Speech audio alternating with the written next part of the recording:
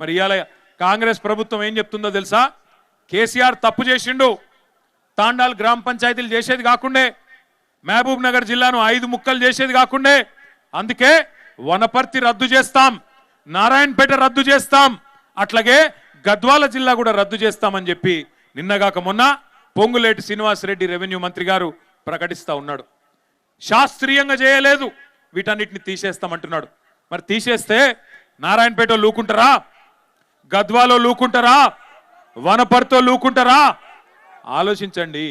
కలెక్టర్లను మీ గడప దగ్గర తీసుకొచ్చి కేసీఆర్ కూర్చోబెడితే కాదు ఇవన్నీ ఎత్తేస్తాం అని చెప్పి అలా రేవంత్ రెడ్డి మాట్లాడుతుంటే చూస్తా ఊరుకుందామా? ఆలోచన చేయండి.